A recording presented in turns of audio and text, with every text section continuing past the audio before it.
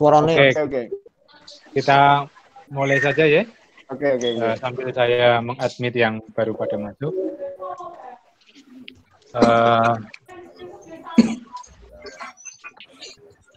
Mas Agus. Monggo dimulai. Baik, kita mulai ya. Bismillahirrahmanirrahim. Assalamualaikum warahmatullahi wabarakatuh. Waalaikumsalam. Alhamdulillah wassalatu wassalamu ala Rasulillah Sayyidina Muhammad wala hawla wala quwwata illa billah. Allahumma 'allimna ma yanfa'una wa anfa'na bima 'allamtana wa zidna ilman nafi'an. Ashabul fadilah, pada para pembicara, wabil khusus kepada Bapak Dr.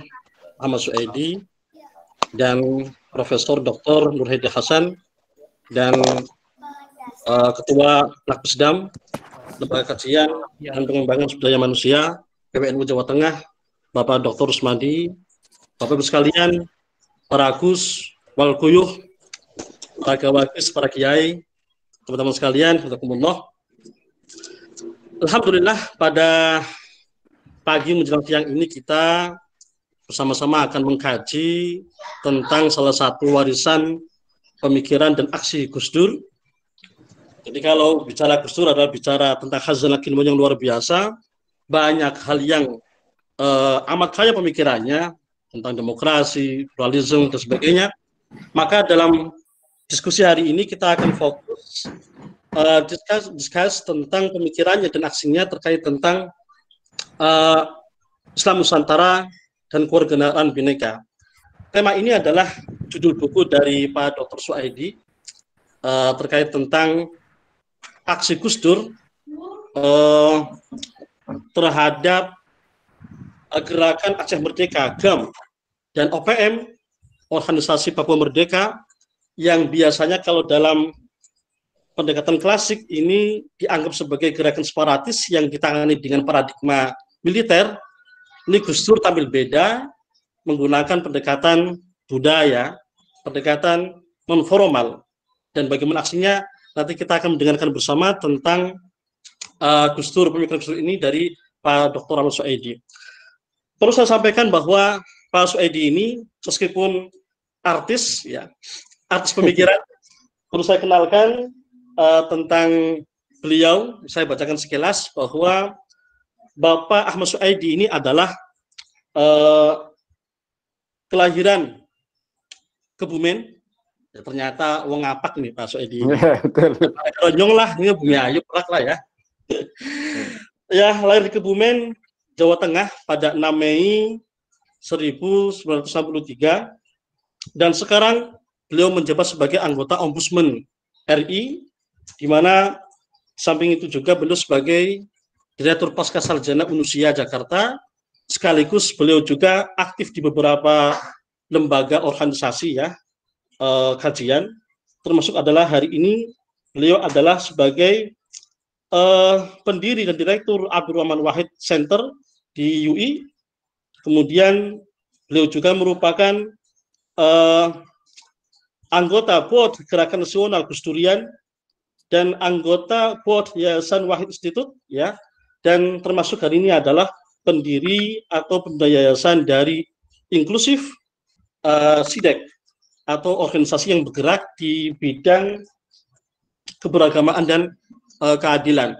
Bahwa acara ini diinisiasi oleh Lakpesdam PWNU Jawa Tengah bekerjasama dengan Inklusif SIDEK ini yang digawangi oleh Pak Rusmadi dan Pak Suaidi ini.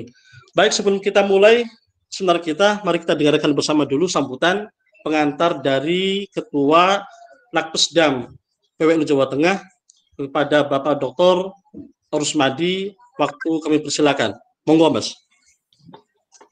Matur suwun Pak Yai Agus. Assalamualaikum warahmatullahi wabarakatuh.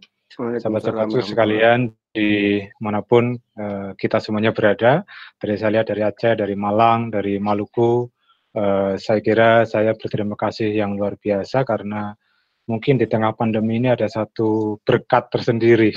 Kita jadi punya habit yang baru, berjumpa dalam satu forum tetapi tidak bertatap muka secara langsung. Saya kira ini harus disyukuri juga sebagai bagian dari yang dulu mungkin kita tidak pernah merasakan semacam ini. Nah, saya secara pribadi terima kasih juga untuk Mas Ahmad Zuaidi, kolaborasinya dengan kita, inklusif dan Lakbes Dambawe Jawa Tengah. Juga terima kasih Prof. Nurhaidi, guru saya dan guru kita semuanya. Lama sekali saya nggak jumpa, Prof. Mohon maaf ini santrinya kok belum sowan ini. Tapi paling tidak di pertemuan ini saya jadi kangen lagi dengan perspektif-perspektif yang kaya dari beliau. Dan nanti saya kira kita akan mendengar secara langsung apa yang ada dalam pikiran beliau terkait dengan perspektif Islam Nusantara dan kegalauan-kegalauan, karena bisa jadi soal penyelesaian konflik itu mungkin pendekatannya terlalu keamanan, terlalu ekonomik, terlalu sementara pendekatan-pendekatan alternatif seperti pemikiran Islam Nusantara belum digali lebih dalam. Saya kira ngaji siang hari ini kita fokus pada satu topik tentang Gus Dur, Islam Nusantara dan Kewarganegaraan Bhinneka. Kita nawaitu tolabul ilmi begitu. Mudah-mudahan kita mendapatkan berkah semuanya. Terima kasih Mas Agus. Assalamualaikum warahmatullahi wabarakatuh. Waalaikumsalam warahmatullahi wabarakatuh. Terima kasih Kang Rusmadi.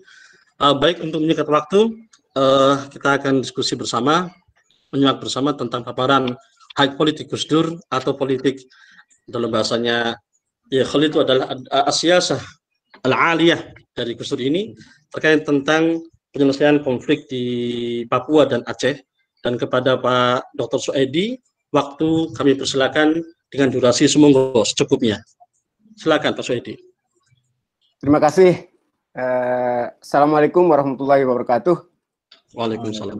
Bismillahirrahmanirrahim. Alhamdulillahirabbil alamin wassalatu wassalamu ala asyrofil anbiya'i wal mursalin wa ala alihi washabihi ajmain, amma ba'd. Profesor Nurhaidi Hasan yang saya hormati, Pak Rusmadi dan semua teman-teman yang tergabung dalam forum ini yang saya hormati dan saya muliakan. Ini berarti untuk kedua kalinya saya akan diuji oleh Prof. Nurhaidi karena buku ini adalah lahir dari disertasi dan beliau menjadi salah satu penasehat dan juga penguji. Tapi saya senang berkat dari salah satu masukan-masukan beliau. Seminggu setelah saya ujian, kemudian naskahnya saya kirim ke Gramedia, langsung ditanggapi segera selesaikan gitu. Maka segera di rewrite maksudnya untuk dibuat menjadi lebih populer. Dan itu saya kerjakan November terbit. Jadi dari Mei sampai November 2018 terbit dalam waktu 5 bulanan kira-kira. Dan ini juga berkat doa dari teman-teman sekalian. Nah, semula memang judulnya bukan ini karena Islam Nusantara, kewarganegaraan Bhinneka itu saya kira belum masuk dalam diskursus akademik, jadi susah untuk bisa memberikan judul seperti ini. Tapi kemudian setelah diolah menjadi populer, mau tidak mau judulnya juga harus dipopulerkan, meskipun tidak meninggalkan spirit dan data-data yang ada. Saya ingin mulai dari kenapa isu ini penting, bukan hanya pada saat saya menulis dan sebelumnya, tapi juga perkembangan terakhir sekarang ini, misalnya naiknya rasisme dan kontrarasisme di Amerika. Saya kira ini berkaitan erat sekali dengan pemikiran yang diajukan oleh Gus Dur ini.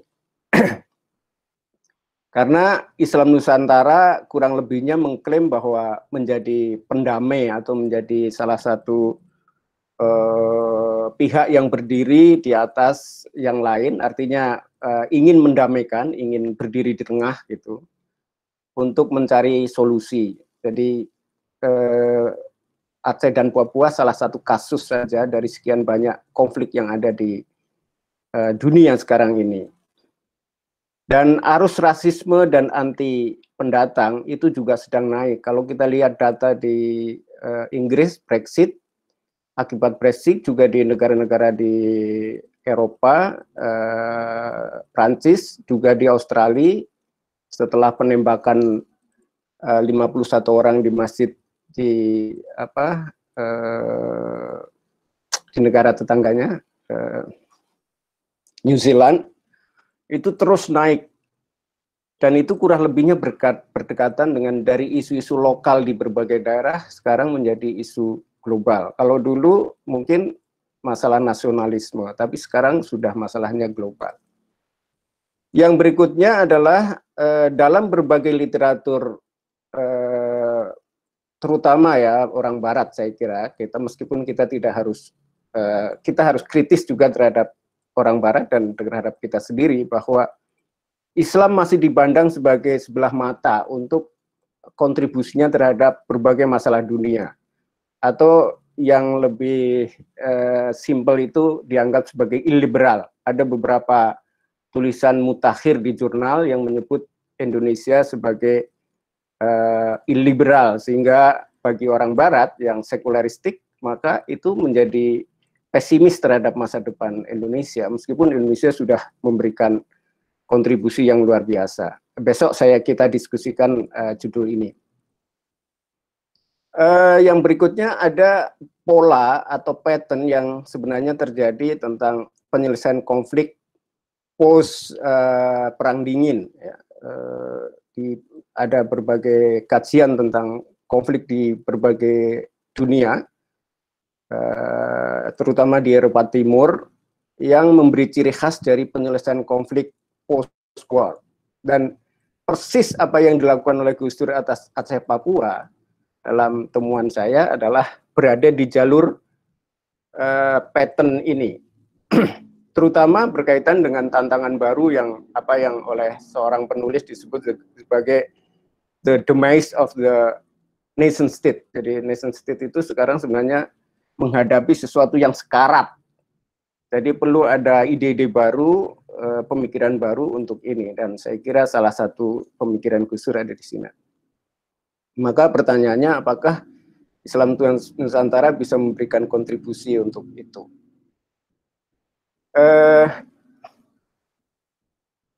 Ini bisa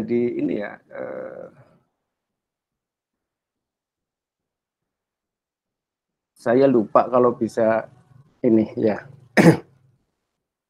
Berikutnya, karena ini tulisan ilmiah, jadi saya ingin nyinggung sedikit tentang dasar-dasar teori yang mungkin bisa kita acu ya. Yang pertama adalah seorang Belanda, Profesor Belanda Nordot bilang bahwa reformasi Indonesia itu multidimensional dan boleh dibilang mempertanyakan kembali eksistensi Indonesia. Jadi apakah basis-basis Indonesia masih valid untuk ke depan gitu. Dan di lain pihak ada ilmuwan Kanada, Bertrand, yang mengatakan bahwa reformasi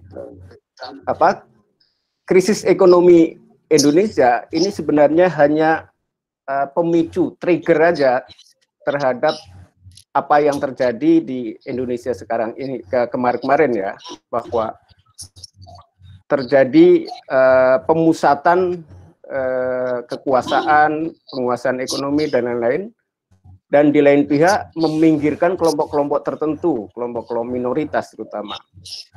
Dan reformasi adalah memberikan ruang kepada mereka dan tuntutan mereka untuk ke tengah. Dan ini saya kira yang diberi konteks oleh Gus Dur. Dalam beberapa kajian, Gus Dur dianggap gagal selama menjadi presiden. Misalnya Markus Misner menulis bahwa salah satu faktor kegagalan Gus Dur, dia bilang Gus Dur gagal, dan salah satu faktor kegagalan Gus Dur adalah karena melakukan personal approach terhadap berbagai problem pasca reformasi atau era reformasi. Salah satunya adalah dalam hal reformasi militer. Jadi Gus Dur ya gagal dalam mereformasi militer karena melakukan pendekatan personal yang menurut dia itu ciri khas dari pesantren. Jadi orang pesantren sebenarnya harus tersinggung dengan pertemuan ini, dalam arti harus keyakinan bahwa apa yang dilakukan Gus Dur itu, atau secara umum bahwa pesantren punya ciri khas dalam pendekatan terhadap penyelesaian konflik ya. Dan salah satu motivasi saya menulis itu karena teori-teori seperti ini. Bahkan Aspinall juga seperti Markus dari ENU ya, mengatakan bahwa Gus Dur dan Megawati itu sama sekali tidak punya legasi dalam reformasi. Semua yang mereka berbuat itu sudah disiapkan oleh Habibie. Itu adalah teori Aspinall. Maka kita coba mengkaji apakah benar atau tidak. Nah, di lain pihak dalam hal pemikiran Gus Dur, ini terutama yang berkaitan dengan kenyelenehan Gus Dur lah ya.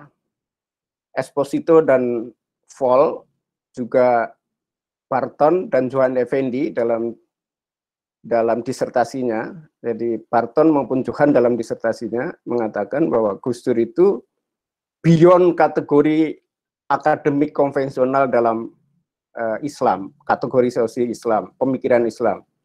Ada modernis, tradisional, ada post modernis dan lain sebagainya. Menurut mereka itu, Parton melihat Gus Dur ada di post tradisional, tetapi Esposito mengatakan Gus Dur adalah transformatif tapi bukan modernis gitu, jadi agak rumit itu. Tapi saya kira itu sesuatu yang harus kita cari, itu pola-pola pemikiran seperti ini. Nah, situasi ketika Gus Dur jadi presiden adalah yang pertama saya kira harus dilihat di sini, euforia demokrasi. Aceh dan Papua itu sudah ada di level peak, level tertinggi dari tuntutan merdeka. Setapak lagi, ada beberapa pengamat yang mengatakan bahwa setapak lagi Aceh merdeka, Papua merdeka, dan kemudian Kalimantan Tengah, Kalimantan Timur, Riau dan lain sebagainya yang selama ini dieksploitasi SDM-nya, SDA-nya akan segera menyusul gitu kira-kira.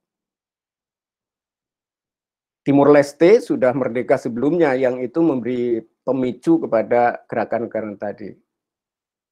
Dan situasi politik Indonesia, militer dan politisi di Senayan, ya partai-partai itu sedang frustasi karena mereka sudah melakukan segala hal untuk mempertahankan Timur-Timur, bahkan dengan bumi hangus. Ya, kalau kita lihat laporan-laporan Timur-Timur itu sangat mengerikan. Tetapi toh Timur-Timur merdeka. Jadi ada situasi galau, jangan-jangan Aceh dan mereka itu tidak bisa, Papua itu tidak bisa ditahan lagi. Oleh karena itu mereka ingin kembali kepada masa pra-reformasi dengan senjata dan kekerasan. Ada kegagalan negosiasi dari Pak Presiden Habibie baik terhadap Aceh maupun Papua. Kalau kita baca secara detail, itu ada 100 utusan Papua yang diundang ke istana oleh Habibie, tetapi dengan perjanjian-perjanjian tertentu sebelumnya. Mereka tidak boleh membahas kemerdekaan, tidak boleh membahas ini itu, yang boleh dibahas ini. Jadi ada naskah perjanjian. Tetapi setelah di sana ternyata salah seorang pemimpinnya menyatakan merdeka, tuntutan merdeka, sehingga bubar pertemuan di istana itu, dan sampai di situ tidak ada lagi dialog, bubar tanpa ini. Begitu juga dengan Aceh, ada janji-janji dari Pak Habibie yang tidak terrealisasikan, sehingga tuntutannya makin keras.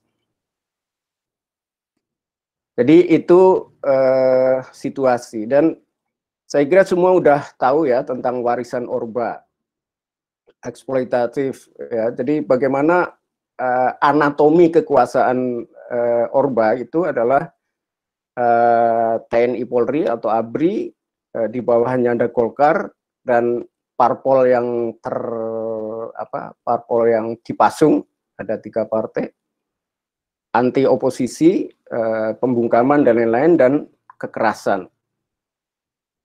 Dan yang paling penting sejak tahun 1990 adalah adanya apa yang saya sebut di sini sebagai double absolutism, yaitu absolutis, sistem kekuasaan absolut yang double gitu. Yang pertama adalah dari filosofi Jawa lah ya, negara integralistik, di mana negara integralistik ini ditopang oleh tadi itu ABRI, militer, Golkar, dan seterusnya, dan juga penguasaan ekonomi oleh Soeharto.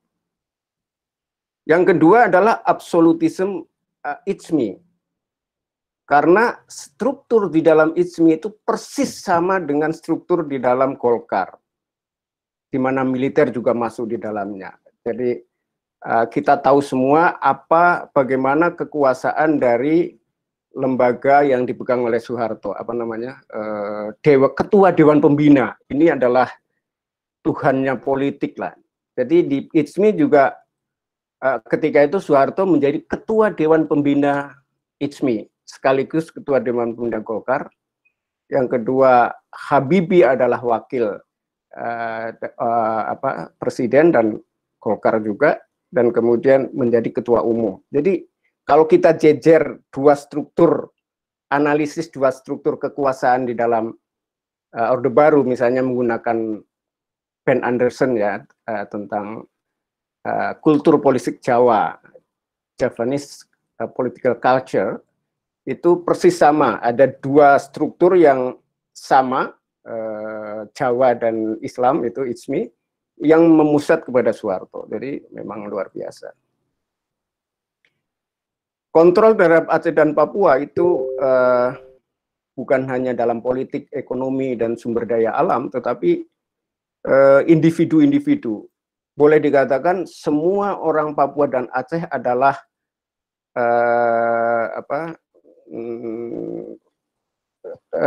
terlibat dalam gerakan Aceh Merdeka atau Papua Merdeka, kecuali yang terbukti tidak. Gitu. Jadi ada hukum umum di situ ya, ada dalam usul fikih itu am. Semua orang anti Indonesia kecuali yang terbukti tidak. Jadi apalagi kalau kita baca bukunya Soeharto ya, buku yang ditulis oleh Ramadan itu, autobiografinya itu jelas sekali bagaimana cara pandang dia tentang kekuasaan, cara pandang dia tentang oposisi, cara pandang dia tentang Papua dan Aceh. Papua Aceh itu kalau nggak salah yang saya teliti itu hanya satu kalimat di dalam buku yang tebal sekali itu, hanya mengatakan masih ada kelompok ekstrim di Aceh dan Papua. Oleh karena itu harus diselesaikan. Kira-kira itu kalimatnya. Nah, saya supaya lebih cepat ini ya diskusi, saya ingin langsung saja. Kemudian ada prinsip-prinsip yang saya kira dilakukan oleh Gus Dur. Di samping posisi Gus Dur sendiri secara politik, itu Gus Dur sebagai presiden sebenarnya banyak tidak sepakat dengan menteri-menteri atau dengan struktur kekuasaan dan birokrasi. Jadi Gus Dur seperti jalan sendiri dengan pikirannya, boleh dibilang begitu. Di dalam buku ini saya analisis dengan Foucault dan siapa satunya dari Prancis itu, bahwa Gus Dur itu seperti sesuatu yang tidak bagian dari sistem itu. Nah, tetapi kalau kita analisis bahwa perbedaan yang penting dari Gus Dur dan Orde Baru adalah Gus Dur pakai pendekatan society dan Orde Baru itu state ya. Jadi yang satu menggunakan negara sebagai pemaksa terhadap rakyat society, yang satu menggunakan rakyat society untuk memaksa negara. Jadi ujung dari masalah besar konflik Aceh Papua adalah karena rakyat tidak dihargai oleh negara, dipaksa. Dan Gus Dur justru sebaliknya ingin agar rakyatlah yang memberikan pengertian kepada negara. Nah, dari situ kemudian muncul beberapa prinsip yang saya kira penting ya, yaitu tentang hak-hak individu dan juga hak-hak kolektif. Jadi kalau kalau di masa Orde Baru Indonesia Aceh Papua itu dianggap sebagai semua sama, harus mengikuti pusat gitu. Ada yang menarik dari Marcel yang pertama kali saya kira membuat riset di tahun 50-an tentang hak sosial masyarakat. Jadi dia punya teori bahwa ada 3 hak penting bagi rakyat. Yang pertama adalah hak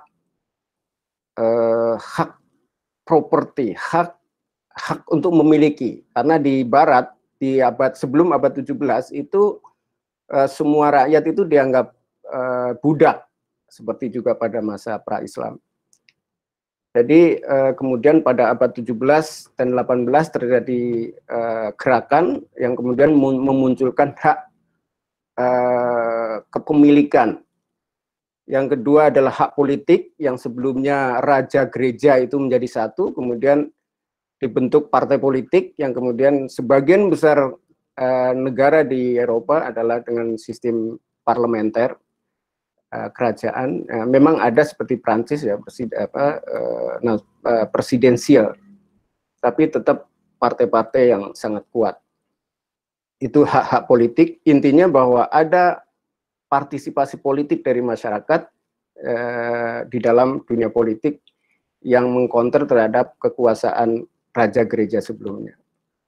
Yang ketiga adalah hak sosial, yang ini muncul karena kapitalisme yang membunuh hak-hak rakyat tadi. Jadi Marcel bilang bahwa kapitalisme lah yang mendorong masyarakat punya hak politik dan hak individu tadi, hak properti tadi. Tetapi kemudian terjadi penguasaan modal oleh kapitalis sehingga buruh menjadi masyarakat kelas 2 atau dari sinilah kemudian ada 3 hak yang juga ada di Covenant internasional. Hak sipil, hak politik, dan hak sosial. Dan di lain pihak ada juga di dalam konsepnya Ben Anderson misalnya tentang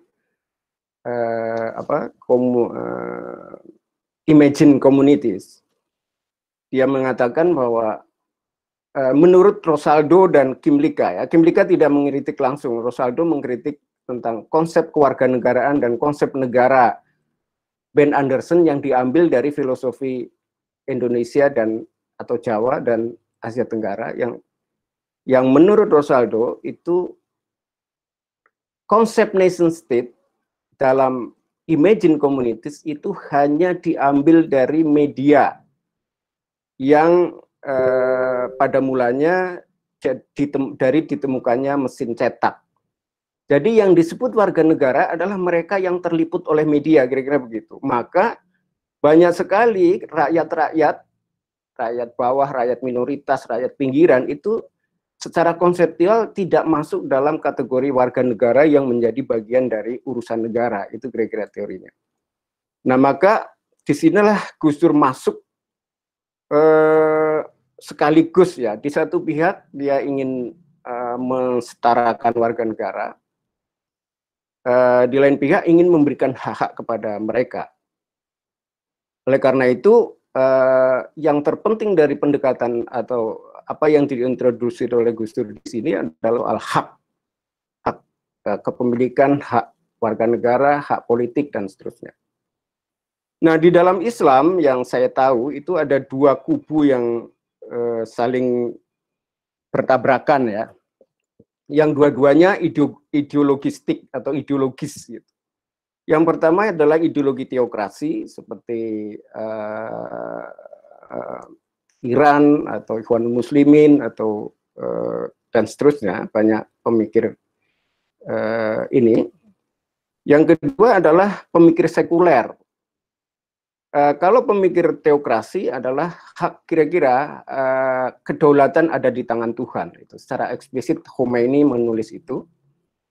Dan tidak ada nasionalisme atau nation state, umat adalah universal. Kira-kira dua hal ini yang menjadi pokok alasan. Sebaliknya yang kedua adalah kelompok sekuler seperti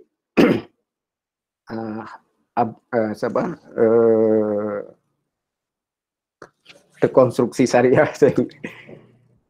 yang mengatakan bahwa kalau Islam ingin berpartisipasi dalam demokrasi dan human right, maka Islam harus mengadopsi prinsip Barat, prinsip sekuler, prinsip human right. Itu teori pokoknya. Tanpa itu maka Islam tidak akan masuk ke dalam isu itu, kira-kira gitu secara ekstrimnya. Jadi ada dua ekstrim dalam paham politik ini yang bisa dikatakan tidak bisa ketemu, dan itu menjadi pergulatan di Indonesia. Dan menurut saya Gus Dur ada di tengah-tengah tadi yang menurut John Fall dan Greg Barton dan seterusnya itu membuat semacam garis tengah, yaitu Islam, saya menyebut ya sebagai Islam kultural fungsional. Jadi bagi Gus Dur konsep negara Islam dan ideologi human rights itu tidak diperlukan. Yang diperlukan adalah bagaimana memfungsikan kekuasaan untuk rakyat. Itu kira-kira teori yang ingin diperkenalkan oleh Gus Dur. Jadi teori rakyat ya, kekuasaan berbasis pada rakyat. Dan ini menurut saya ada metodologinya, yaitu metodologi Islam post tradisional. Ada berbagai kajian tentang ini. Yang temuan saya pertama-tama kajian ini itu dikonseptualisasikan oleh Gellner. Gellner menulis tentang Islam post tradisional itu kira-kira tahun 70-an di jurnal MIT di Amerika. Yaitu yang saya temukan. Saya tidak tahu sebelumnya apakah sudah ada apa belum. Yang ingin dia katakan adalah pertama, dia ingin mengkritik para orientalis yang menganggap Islam itu satu, seragam. Dia mengatakan Islam itu tidak seragam, tapi plural. Yang kedua, dia memperkenalkan Islam post tradisional yang berbeda dengan Islam modernis lah kira-kira gitu, dan Islam tradisional yang konservatif. Dia mencontohkan bagaimana agahan yang tetap meyakini bahwa pemimpin itu adalah wakil Tuhan di bumi, kira-kira gitu, dan kemudian dia punya hak pokok untuk menggunakan dana organisasi, dana agama, karena di dalam Syiah itu Syiah ya, jadi punya keyakinan bahwa seorang pemimpin itu punya hak mutlak dalam tanda petik. Tetapi kemudian dia mengadopsi sistem manajemen keuangan Barat, Inggris, karena ini tumbuh di India, yang konsisten dengan manajemen itu. Jadi di satu pihak dia tidak meninggalkan keyakinan tadi, keyakinan bahwa pemimpin itu adalah wakil Tuhan dan mereka punya hak untuk mendistribusikan dana itu, tetapi mengikuti prinsip-prinsip manajemen modern gitu. Sehingga pada suatu ketika Aga Khan III itu diajak makan siang oleh Ratu Inggris. Dan dari situ kemudian Aga Khan mendapatkan simpati luar biasa dari kelas menengah Inggris dan kelas menengah Eropa. Jadi kemudian Aga Khan menjadi sangat besar sampai sekarang. Saya kira kita bisa membaca tentang Aga Khan. Dan itulah sebenarnya menurut saya yang saya sebut sebagai metodologi Islam post tradisional. Jadi mempertahankan sesuatu yang prinsip di dalam Islam, tetapi membangun dengan cara prinsip-prinsip modern, transparansi, demokratis, hak individu, dan seterusnya. Dan itulah yang menurut saya yang dilakukan oleh Gus Dur atas penyelesaian konflik Aceh dan Papua. Nah, strateginya tadi itu prinsipnya, dan strateginya adalah personal approach. Nah, ini yang bertentangan dengan teorinya Marcus tadi. Dan civil society empowerment. Yang pertama adalah ada 3 ya yang saya katakanlah saya rumuskan gitu. Jadi di samping personal approach, karena Gus Dur punya hubungannya baik dengan para tokoh Papua maupun Aceh dan seterusnya. Pertama adalah recognize. Recognize ini bukan hanya dalam pengertian menerima mereka sebagai warga negara, tapi menerima mereka dengan seluruh dengan seluruhnya sebagai manusia, sebagai umat, sebagai umat Tuhan di bumi, sebagai pemilik tanah, sebagai dan seterusnya. Dignity and equality. Ada kutipan yang dikutip oleh penulis di Jurnal Indonesia ya, di Amerika, yang mengatakan ketika Gus Dur memberi nama Papua kepada Irian Jaya waktu itu, orang mengatakan ini untuk pertama kalinya kami disebut sebagai manusia, ditempatkan sebagai manusia. Karena menurut mereka sebelum Gus Dur itu ada 3 konsekuensi orang menyebut Papua. Pertama adalah hilang tanpa nama, diculik atau diapakan. Kemudian yang kedua kemungkinannya adalah ditembak mati di tempat itu. Yang ketiga adalah dipenjara. Jadi mereka bilang ada 3 kemungkinan untuk menyebut kata Papua.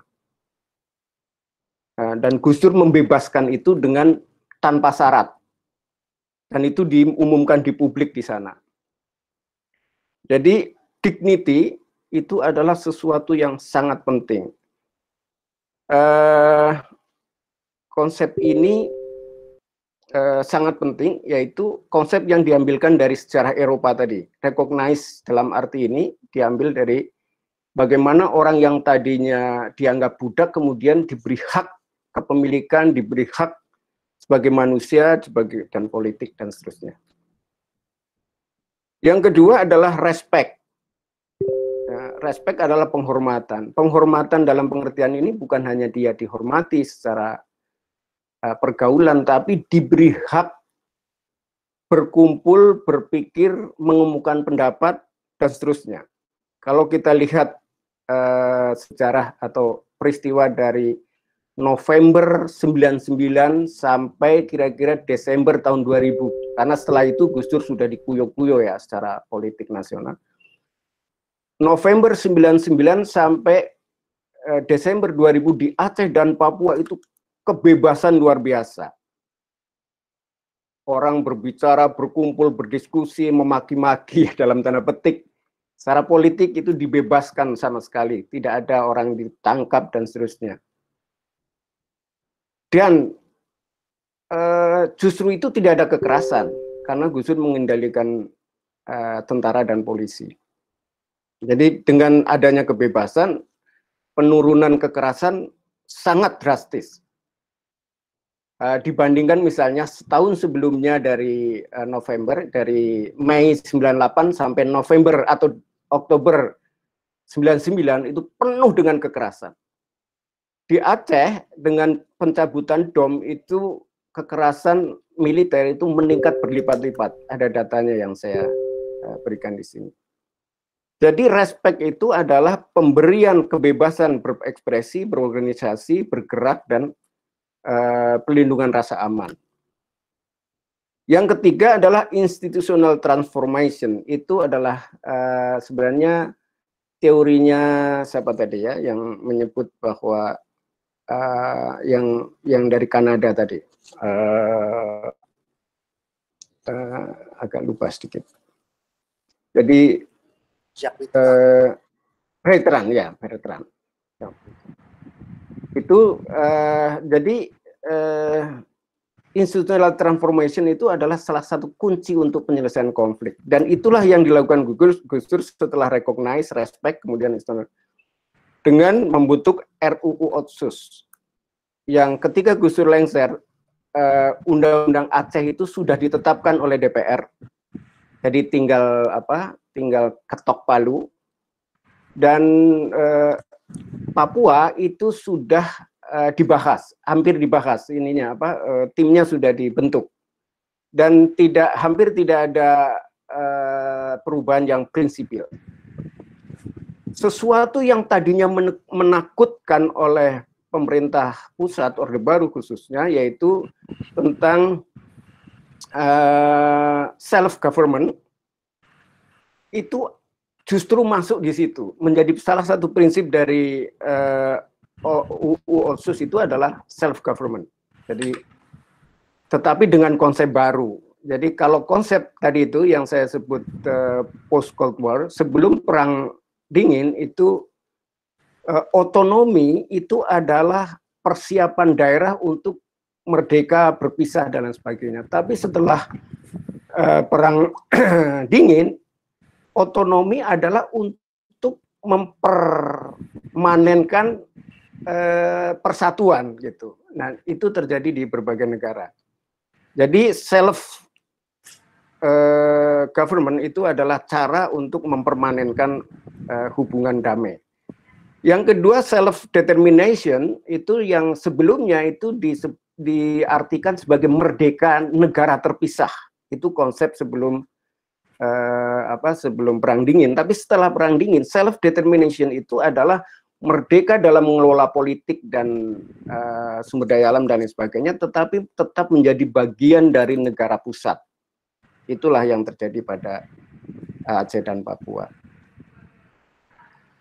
Saya kira kalau kita menerapkan hal ini pada berbagai isu, jadi teori tadi sebenarnya bisa dipakai bukan hanya konflik wilayah seperti ini, tapi juga minoritas dan bahkan konflik antar negara. Saya kira bisa dilakukan, dan tetapi itu perlu pengembangan lebih jauh, saya kira.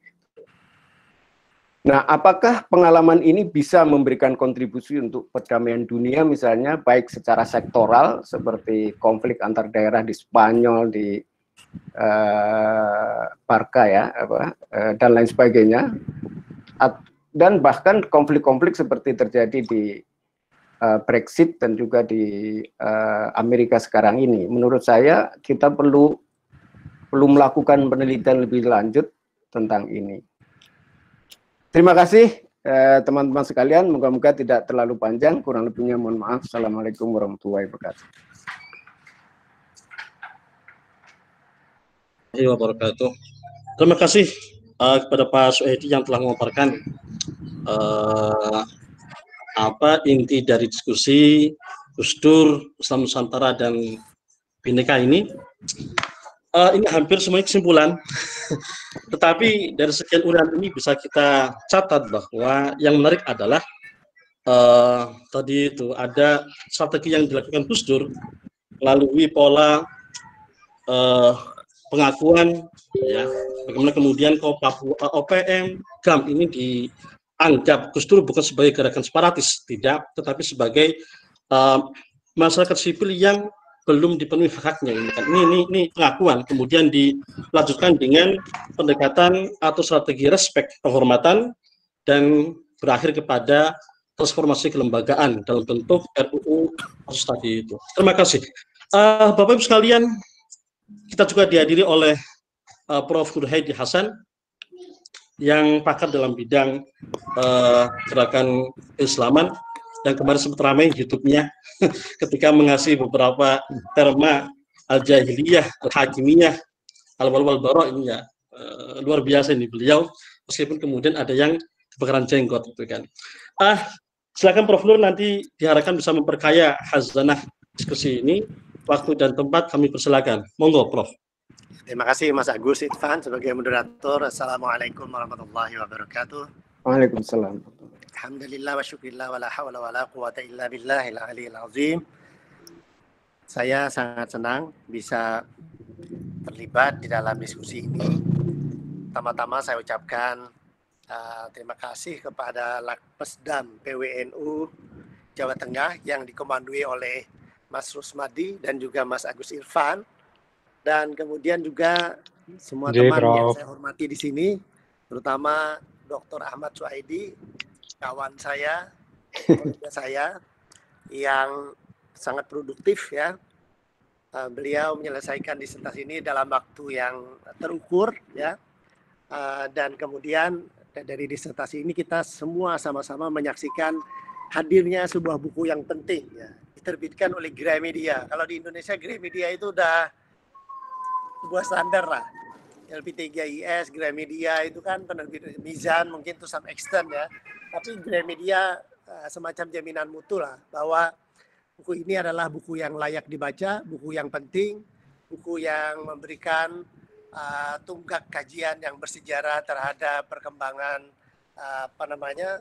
telaah mengenai legasi Gus Dur ketika menjabat sebagai Presiden Republik Indonesia. Dan saya melihat bahwa ini Mas Suhaidi mengkaji Gus Dur ini dalam kapasitas pertama-tama sebagai santri, sebagai murid Gus Dur, mungkin juga to some extent sebagai teman, kolega, ya lalu juga sebagai peneliti, sebagai pengamat, dan terakhir sebagai pengagum. Jadi itu bercampur semua itu. Sebagai santri, sebagai peneliti, sebagai pengamat, sebagai pengagum. Ya kadang-kadang susah membeda-bedakan ya. Mendudukan Gus Dur itu sebagai figur yang dikaji secara objektif itu kadang-kadang memang tidak mudah karena di diri Mas Suhaidi sendiri sudah tadi berbagai macam identitas terkait Gus Dur ini melekat gitu. Jadi tapi tujuan yang tadi diakui oleh Mas Suhaidi ya ketika menulis disertasi yang jadi buku ini adalah itu bagus sekali tujuannya dan sangat ambisius, meruntuhkan tesis Edward Aspinall, meruntuhkan tesisnya Marcus Mizner, meruntuhkan to some extent tesisnya Jacques Bittoing dan lain-lain. Ilmuwan-ilmuwan yang secara sarkastik menganggap bahwa Gus Dur nggak ada apa-apanya. Gus Dur gagal selama berkuasa kurang lebih 2 tahun ya, 2 tahun berapa bulan begitu. Gus Dur tidak berhasil. Kan apa buktinya? Ya karena Gus Dur kemudian berhasil dilengsarkan oleh lawan-lawan politiknya.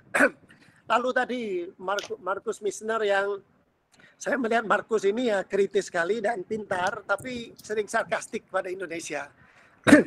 Ya bilang kan upaya Gus Dur untuk melakukan reformasi, meneruskan langkah-langkah yang ditempuh oleh Habibie itu sifatnya terlalu personal. Dia tidak berhasil melakukan reformasi secara kelembagaan.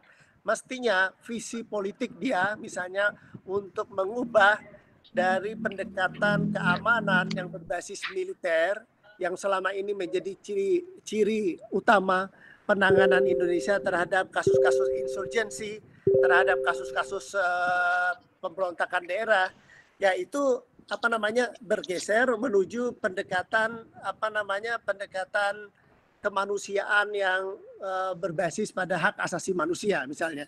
Seharusnya kan visi ini bisa mengubah tentara secara keseluruhan. Yang berubah kata Marcus Mizner, saya juga membaca karya-karya Marcus Mizner itu yang berubah, tentaranya nggak berubah, tentaranya justru melawan kan. Justru Gus Dur itu cari cara, misalnya ada orang Aceh yang aktif di Ansor, namanya Ifdal ya Mas Suhaidi. Ya, Ifdal itu melalui Ifdal kemudian Gus Dur sebagai presiden bisa masuk ke simpul-simpul kekuatan masyarakat sivil di Aceh dan bisa mengajak mereka diskusi secara kekeluargaan. Ya, dan itu salah satu kunci keberhasilan Gus Dur di dalam argumen yang dikembangkan oleh Mas Suhaidi di dalam buku ini. Ya, itu saya kira ambisi tadi untuk meruntuhkan tesis Marcus Mizner, kemudian Edward Aspinall itu satu hal yang patut kita apresiasi. Dan apakah berhasil? Saya berhasil. Saya menganggap ini berhasil. Ya, karena begini, intinya Mas Suhaidi ini kalau saya baca ulang itu kan ingin menunjukkan bahwa salah satu bukti keberhasilan Gus Dur sebagai presiden itu adalah mendamaikan Aceh dan Papua. Seharusnya Aceh dan Papua ini lepas dari Indonesia kalau kita melihat apa yang terjadi dengan Timor Leste. Ya kan? Timor Leste itu Presiden Habibie mati-matian menggalang dukungan, kemudian tentara juga menggelar segala macam jenis operasi untuk menahan agar Timor Leste tidak keluar dari Indonesia, nyatanya keluar dari Indonesia. Lalu juga Aceh itu sudah ditubir referendum. Udah dikit lagi itu referendum lalu merdeka. Papua juga bergejolak. Tentara nggak begitu jelas posisinya. Ya mereka jelas melawan Gus Dur ya, karena kita tahu juga Laskar Jihad diizinkan oleh tentara untuk memobilisasi pasukan sampai ke Maluku pada waktu itu. Ya bukan saja sikap tentara yang waktu itu ambivalen, tetapi juga kita jelas-jelas melihat ada persoalan di dalam tubuh militer berhadapan-hadapan dengan Gus Dur. Nah, lalu argumen selanjutnya yang ingin disampaikan oleh Mas Waidi, kunci keberhasilan Gus Dur itu apa? Untuk mendamaikan Aceh dan Papua, sehingga Aceh dan Papua terbukti tidak lepas dari Indonesia. Itu rupanya menurut pandangan Mas Waidi karena Gus Dur menerapkan apa yang disebut dengan pendekatan kewargaan bineka. Plural citizenship, barangkali itu kalau bahasa Inggrisnya, mendekatkan pendekatan kewargaan bineka. Nah, dan pendekatan kewargaan bineka ini menurut Mas Aidi lagi itu berakar pada pemahaman dan praktek keagamaan Gus Dur yang kita sebut, gampangannya kita sebut sebagai Islam Nusantara. Islam Nusantara itu lawan dari Islam politik ya, yang ideologilistik tadi. Ini Islam kultural tapi fungsional, Islam kultural yang bisa bergandengan dengan prinsip-prinsip modernitas yang bisa menopang perkembangan hak asasi manusia, kesetaraan gender dan lain-lain. Itu post tradisionalisme. Argumen yang dikembangkan Mas Usaidi di sini bahwa ya Islam yang semacam itu, Islam Nahdlatul Ulama, Islam Aswaja, ya itulah sebenarnya kunci yang mendasari pikiran Gus Dur ketika menempuh pendekatan kewargaan bineka yang berhasil di dalam mencegah Aceh dan Papua untuk merdeka. Ini, ya. Tapi sebenarnya begini, ya itu kekuatan dari tesis ini saya kira di situ. Lalu kemudian secara detail Mas Sohaidi menjelaskan bagaimana Gus Dur pontang-panting itu menggunakan segala macam privilege yang dia miliki, persahabatan, jaringan-jaringan masyarakat sivil untuk bisa melakukan pendekatan dengan kekuatan-kekuatan politik yang ada di Aceh dan Papua sehingga mereka bisa diajak ke meja perundingan walaupun tadi ada perlawanan-perlawanan kan. Misalnya ketika di istana tim Papua, delegasi Papua itu berjanji sebenarnya tidak menyampaikan opsi merdeka, tapi tetap aja mereka ngomong merdeka kan. Lalu juga di Aceh itu sebelum Gus Dur presiden ya yang membuka, saya baca di buku ini yang membuka tabir referendum itu. Dan setelah itu beberapa dialog yang dilakukan dengan delegasi Aceh ya setengah-setengah lah. Dalam beberapa segi berhasil, tapi segi-segi yang lain juga membuat delegasi Aceh kecewa atau juga pihak-pihak lawan politik Gus Dur kecewa dan lain sebagainya. Nah inilah tadi sebenarnya yang saya bayangkan pada waktu itu ya sebagai sebuah disertasi. Tadi kan Mas Wahidi merujuk ke post-tradisionalisme Islam itu yang mendasari pendekatan yang dikembangkan Gus Dur, yaitu pendekatan kewargaan bineka. Itu sebenarnya kayak apa sih bentuknya?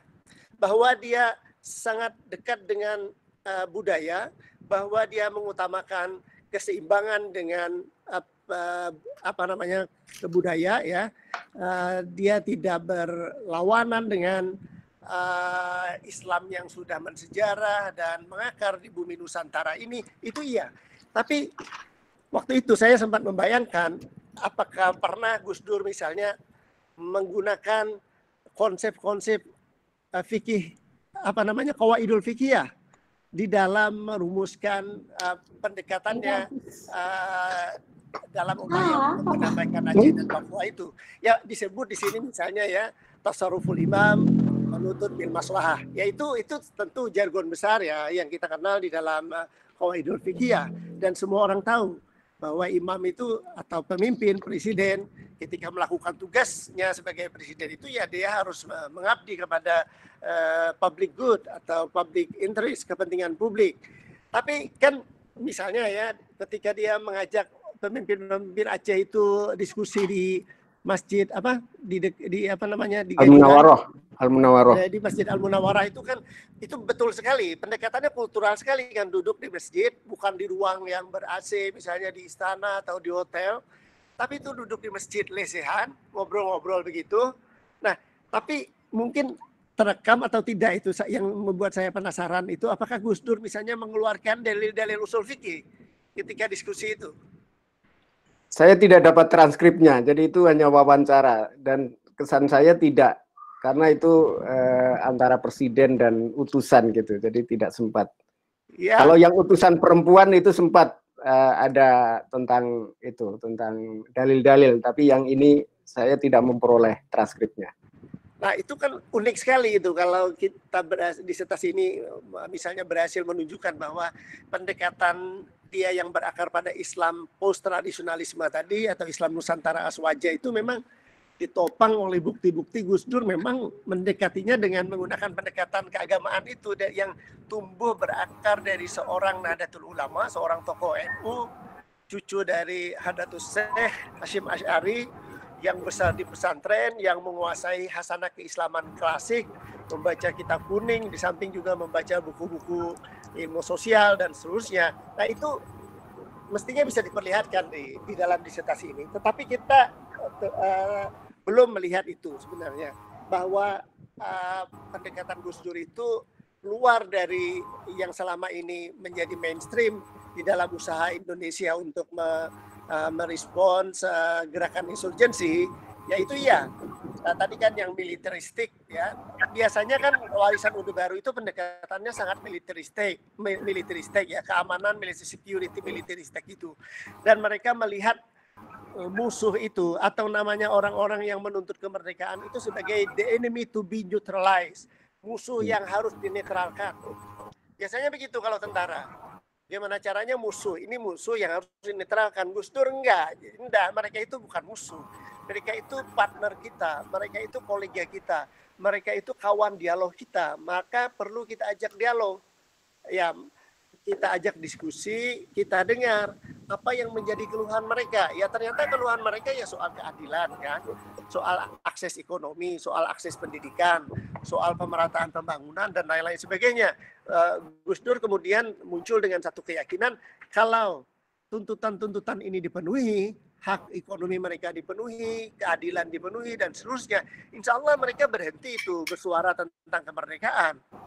Dan sampai di sana memang itu terbukti ya, Gus Dur berhasil meredam semangat Aceh dan Papua itu untuk merdeka. Nah, walaupun demikian ya misalnya beberapa yang perlu kita pikirkan ulang itu, yang sampai sekarang itu saya belum bisa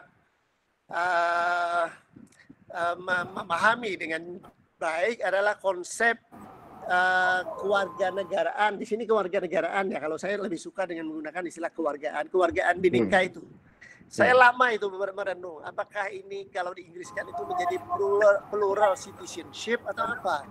Nah, kewargaan itu kan sebenarnya udah selesai. Kewargaan itu begini, sebuah prinsip yang melihat bahwa orang yang hidup di dalam sebuah domain nation state itu harus diperlakukan sebagai warga, sebagai citizen. Sebagai citizen dia memiliki hak dan kewajiban yang sama. Tidak ada pembedaan satu orang dengan orang lainnya. Orang Aceh, Papua, orang Jawa, orang Sunda, siapa-siapa di hadapan negara itu sama belaka hak dan kewajibannya. Itu sebenarnya. Jadi otomatis di dalam prinsip citizenship atau kewargaan itu ada apa? Pluralisme, ada kesetaraan gender, ada multikulturalisme, ada hak asasi manusia, ya, kemudian anti kekerasan, ya, dan macam-macam. Itu sebenarnya ada seluruh ya di dalam prinsip citizenship itu. Nah, Mas Aidi kan ingin mengadopsi konsep yang dikembangkan oleh siapa, Wisoto ya? Desoto. Ya, itu yang menggunakan pendekatan Rosaldo maksudnya, Rosaldo. Rosaldo yang menggunakan pendekatan, yang menggunakan konsep cultural citizenship, kewargaan budaya. Kewargaan budaya itu mungkin dugaan saya itu didorong oleh keinginan Rosaldo untuk memberikan perhatian terhadap komunitas-komunitas budaya yang tertinggal, yang terabaikan, yang termarginalisasi.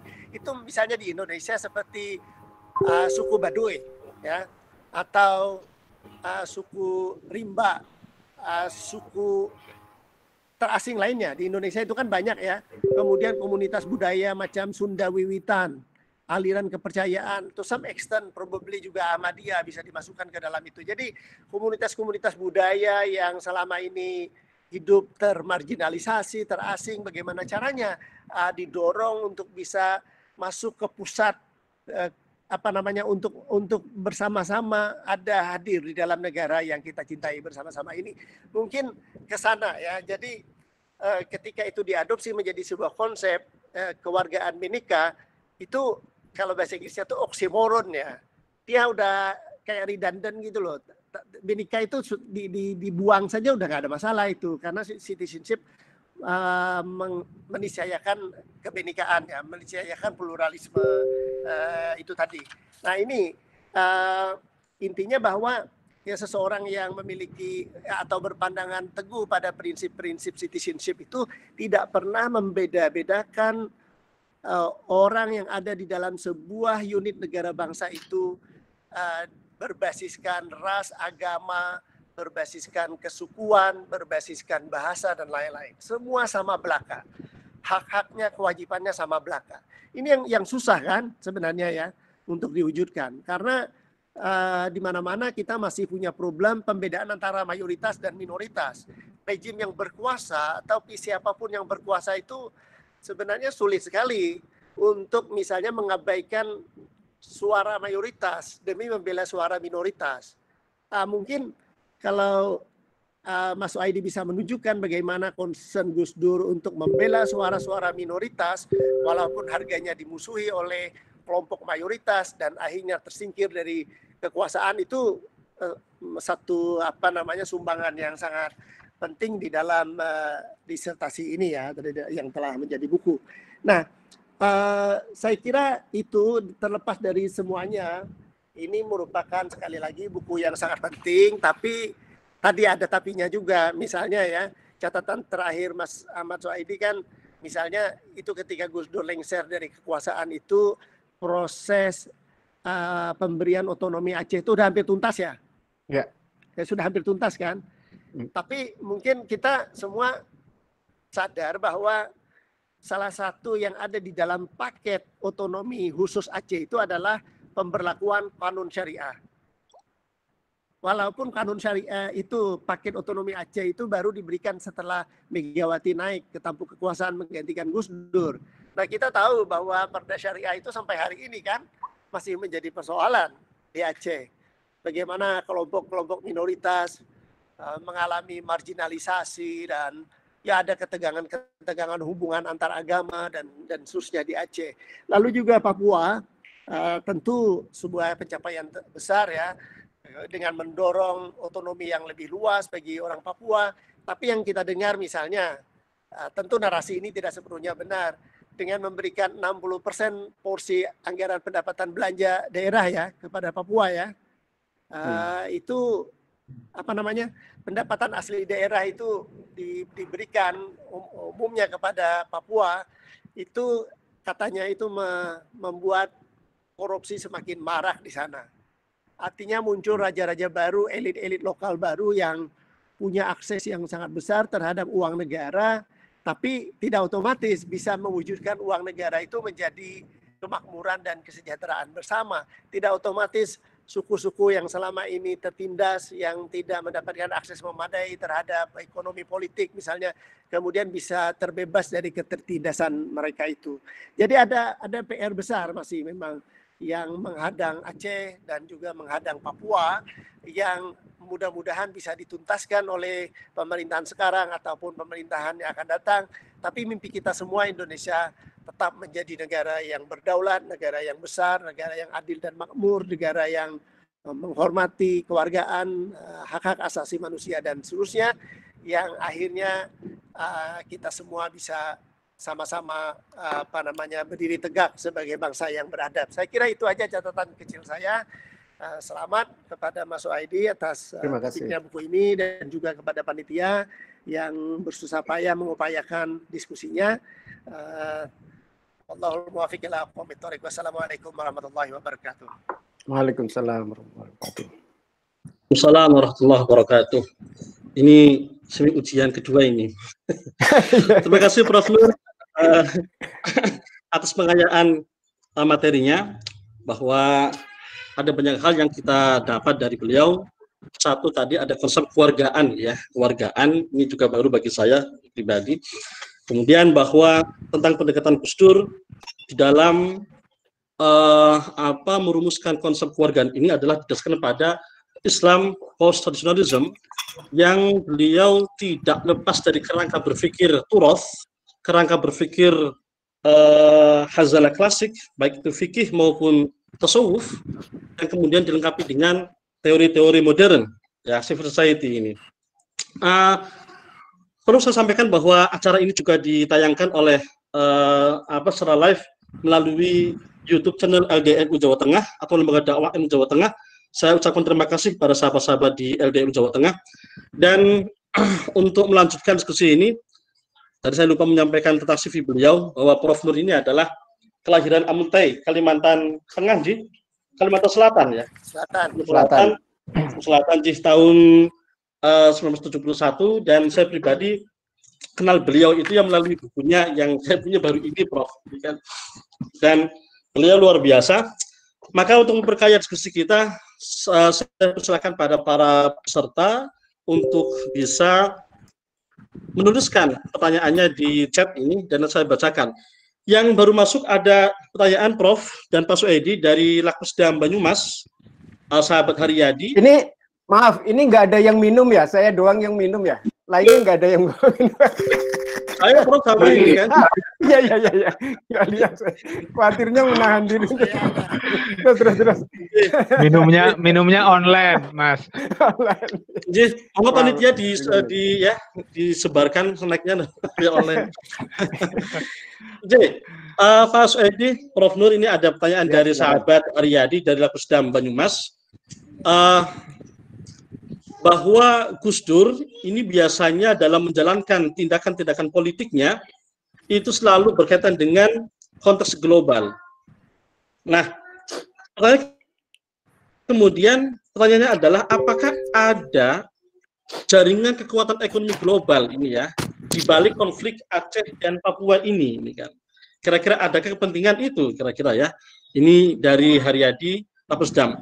Baik, sambil menunggu yang lain untuk menuliskan chat atau pertanyaannya, saya mohon monggo kepada Pak Suhaidi untuk bisa menjawab, merespon pertanyaan ini, dan Prof. Nur juga bisa memperkaya ini, bisa dikaitkan dengan tentang gerakan Islam global inilah.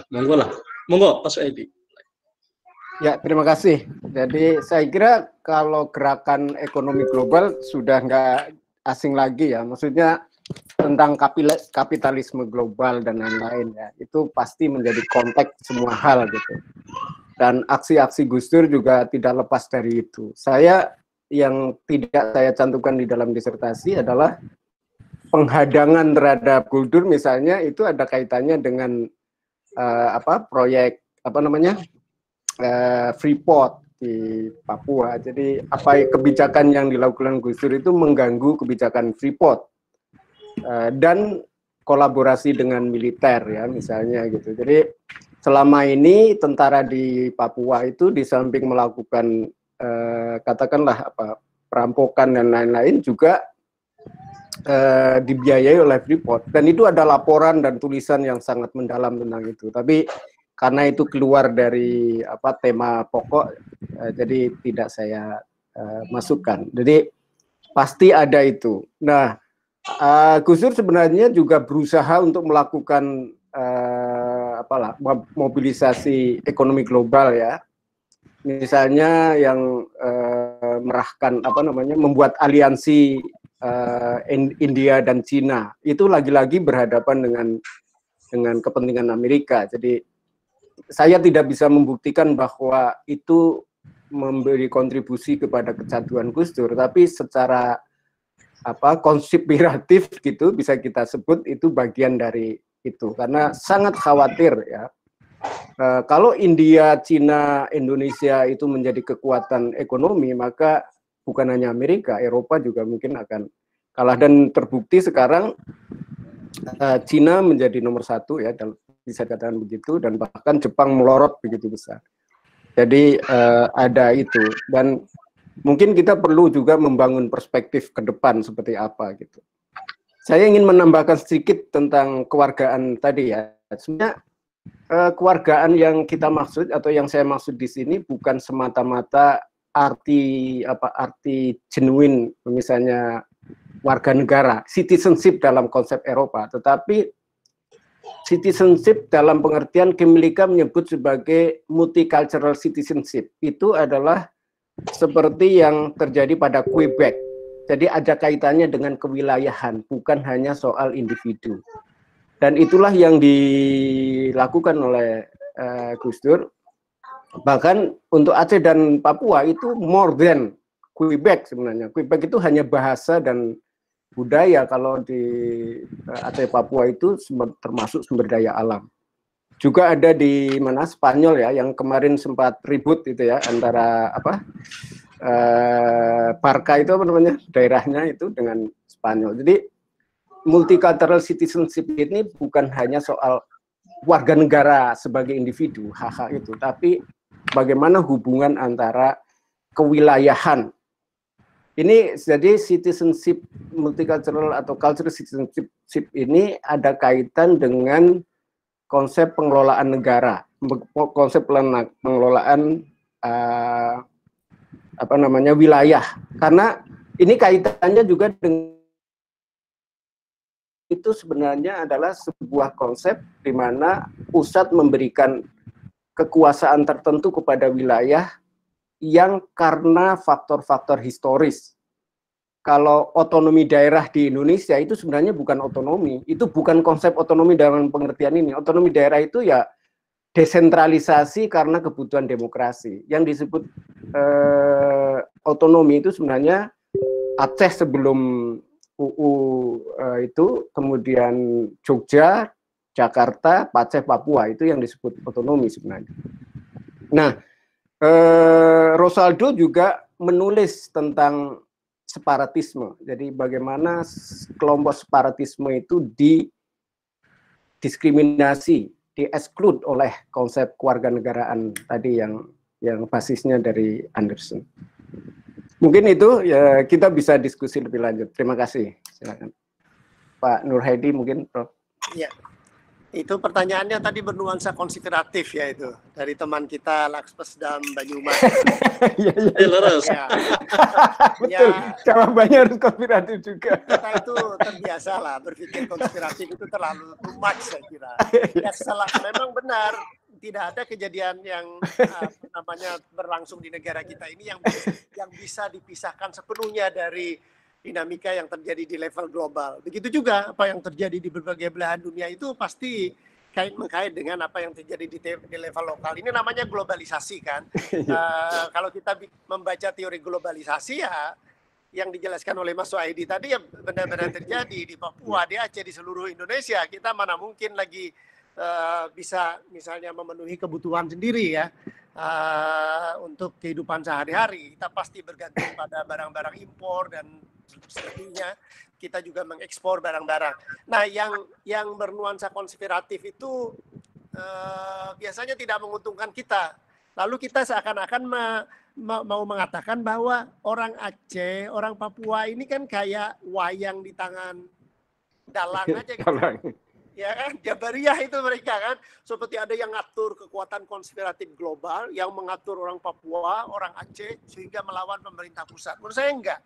Itu memang ada kehendak-kehendak yang genuine, ada aspirasi-aspirasi yang murni dari orang Aceh, orang Papua terkait dengan tuntutan keadilan, pemerataan ekonomi, akses pendidikan dan kebudayaan yang lebih luas dan seterusnya. Saya kira kita harus pahami hal semacam itu ya. Dan kemudian sebagian besar tuntutan-tuntutan itu telah dipenuhi dan ya tentu semua kita berharap ini kedua daerah itu tetap on the right track ya, dipelihara sebagai bagian dari Negara Kesatuan Republik Indonesia dengan pendekatan yang berbasis pada tadi otonomi khusus ya, yang telah diberikan kepada mereka, mungkin dengan beberapa revisi ataupun penyempurnaan atas paket otonomi khusus yang tadi di ujung saya menyinggung ternyata menimbulkan beberapa persoalan kan, seperti di Aceh juga di Papua. Nah, ya mungkin yang saya bayangkan dengan multicultural citizenship itu ya kayak bentuk federalisme itu loh, semacam federalisme. Unit-unit budaya membentuk satu unit negara, tapi ada di dalam konteks negara besar Indonesia, katakanlah begitu. Orang Papua satu unit budaya, kemudian membentuk satu unit politik, katakanlah Provinsi Papua, yang bisa juga dimaknai kayak negara bagian Papua itu, lalu kemudian mereka punya kewenangan untuk mengatur secara cukup luas tentang apa yang mau mereka lakukan di sana. Nah, mungkin itu yang dibayangkan oleh Kim Lika ya dengan kewargaan multikultural itu. Tetapi kita di Indonesia kan sudah menyepakati NKRI, Negara Kesatuan Republik Indonesia, sementara memberikan hak-hak budaya, memberikan hak-hak ekonomi yang baik kepada siapapun juga yang hidup di negeri ini, termasuk mereka yang ada di kawasan-kawasan konflik itu. Saya kira itu saja tambahan saya dari saya.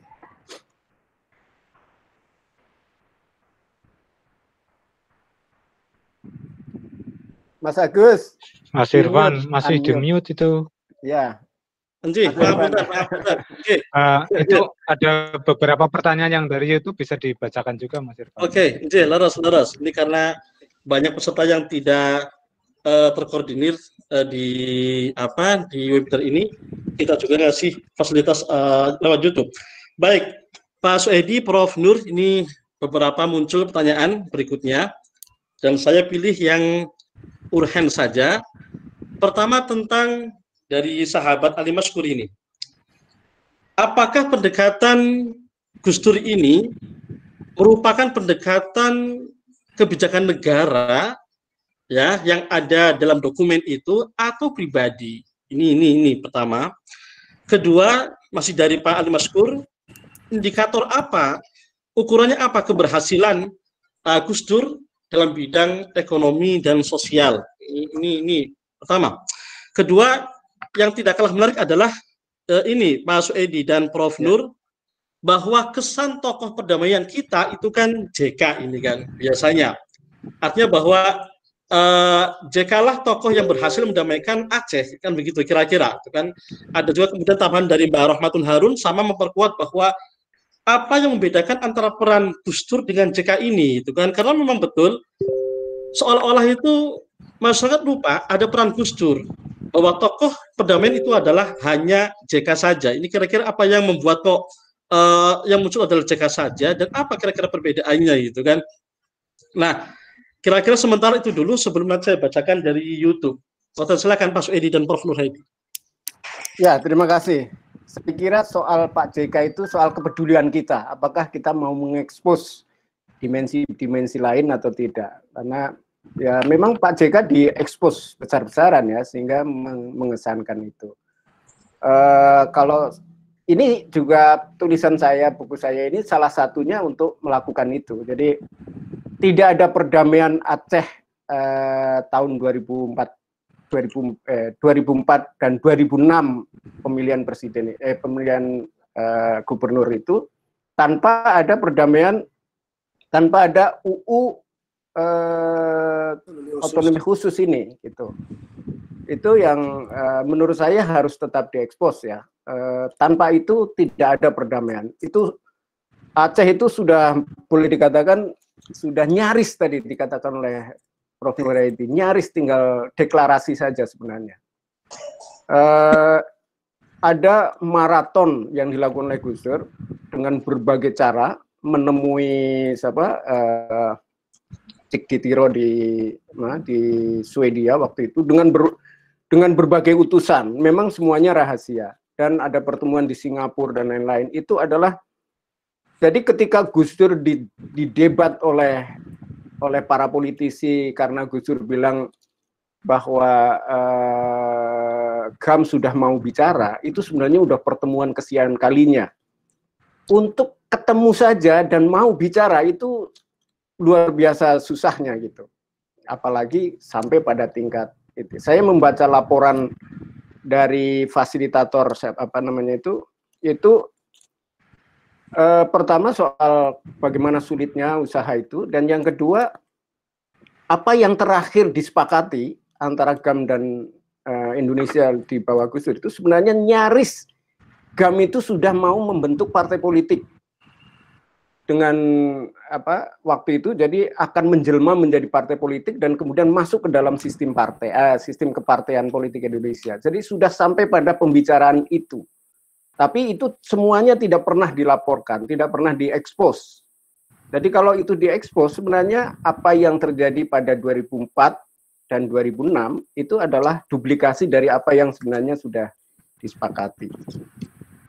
Nah, apakah itu atas nama pribadi atau atas nama Gus Dur, itu memang tergantung kita melihatnya. Kalau melihat bahwa Gus Dur itu sebagai presiden, maka itu pasti atas nama presiden, atas nama negara. Tapi kalau tingkah laku Gus Dur yang tidak mau mainstream, tidak mengikuti jadi Gus Dur berbicara dengan orang Papua, orang Aceh itu seperti individual gitu. Jadi Gus Dur sebagai kebapakan, kemudian melindungi mereka, nanti apa yang ini dan lain sebagainya, itu seperti pendekatan pribadi.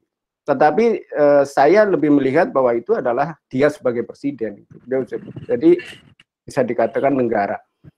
Meski demikian memang ada sesuatu yang bagi orang lain mungkin dipersoalkan, tapi bagi kami, bagi saya, itu adalah satu cara, yaitu ketika Gus Dur memberikan nama kepada Papua menggantikan Irian Jaya, itu tidak ada SK-nya. Gus Dur bicara secara publik, nama ini saya ganti menjadi Papua, tidak ada SK-nya, tapi semua orang menerima, militer, polisi, dan lain sebagainya. Jadi kita tergantung mau melihat dari sisi formal bahwa sebuah kebijakan harus ada SK-nya dan lain sebagainya, atau kita melihat dari sisi kultural pendekatan seperti itu.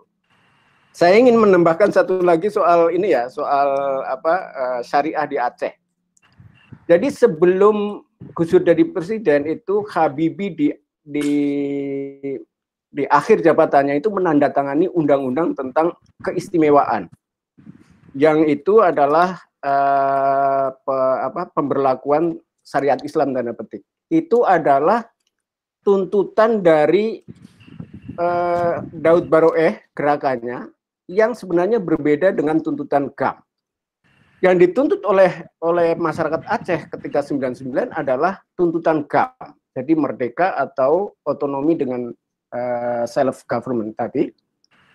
Tetapi yang diberikan oleh pemerintah di masa Habibie justru tuntutan Daud Baroeh yang sebenarnya sudah tidak relevan. Nah, di dalam undang-undang otonomi khusus tahun 99 itu undang-undang yang dikeluarkan Habibie itu tidak dibatalkan. Jadi ada dualisme. Hanya disebut bahwa undang-undang itu masih berlaku. Dan syariah Islam disebut punya 3 dimensi itu. Jadi adat, syariah, hukum Islam, dan apa satunya. Jadi baru undang-undang kalau nggak salah nomor 44 tahun 99 yang ditandatangani Habibie itu diintegrasikan di dalam undang-undang pemerintahan Aceh itu pada 2004 yang pasca perdamaian Helsinki itu. Ini tidak berarti bahwa Gus Dur menolak itu, tapi dalam kajian saya ya secara ini, Gus Dur sebenarnya tidak menduga bahwa hukum Islam itu akan separah ini. Hukum Islam di Aceh itu akan separah ini, karena Aceh itu sebenarnya Islamnya sangat kultural. Menurut saya kalau kita lihat kaji konteks Aceh yang merealisasikan syariat Islam dengan pengertian yang sekarang ini bukan elemen ulama-ulama yang original lah, katakan begitu. Nah, memang ada kesenjangan antara civil society yang ada sebelum 99, yaitu benar-benar mewakili masyarakat, dengan civil society yang terlibat di politik pasca pemilu, pilkada sung itu. Mereka itu sudah benar-benar politiking menurut saya. Jadi memang kita harus mengkaji itu, apakah bagaimana peta itu. Tetapi saya ingin mengatakan datanya bahwa undang-undang tentang keistimewaan Aceh di mana syariah itu berlaku itu tidak masuk ke dalam undang-undang otonomi khusus tahun 99 dan itu baru diintegrasikan pada undang-undang yang 2006 itu. Terima kasih. Pak Suedi, terima kasih. Jadi sebelum ke Prof Nur ini, sebentar Mas, saya ingin klarifikasi sedikit. Perdamaian di Aceh itu tahun 2005 bukan 2004. 2004 itu tsunami di Aceh. Ya, 2005 ya. Yang undang-undangnya itu tahun berapa? Maaf, saya salah ya. Undang-undang perdamaian di Aceh tahun 2005, undang-undang PA itu tahun 2006. Ya, undang-undang PA maksud saya. Ya, maaf. Ya, itu tahun 2006. Kalau perdamaian tahun 2005. Ya, makasih. Ya. Oke, terima kasih Pak Tabrani. Oke. Terima kasih. Koreksinya. Ini sebelum ke Prof Nur, ini Pak Suedi, ya. Ada pertanyaan nanti juga yang bisa dijawab oleh Prof Nur, cukup relevan. Apakah inklusi atau sikap konsep visi keluargaan ini masih relevan? Masih relevan sebagai guidance terhadap kelompok minoritas hari ini, misalkan ada paham Syiah atau Ahmadiyah dan almarhum HTI ini kan. Ini pertanyaan dari Mas Yudin Salam ini. Nanti bisa dijawab juga oleh Prof Nur dan cukup relevan ini. Gini, Pak Suedi, ada yang tanya bahwa ketika bicara Papua itu ada tokoh namanya siapa ini? Tais atau Des ini? Tais. Oh, Tais ini kan. Dan Tes ini kan sebagai orang yang sangat menghormati Gus Dur. Nah, ada semacam pembicaraan yang belum selesai antara Gus Dur dengan Tes ini. Nah, ini yang ditanyakan dari Lapis dan Gorontalo, apakah betul? Apakah betul ada materi pembicaraan yang belum selesai antara Gus Dur dengan Tes ini? Ini hanya konfirmasi saja dari Mas Yudi Salam.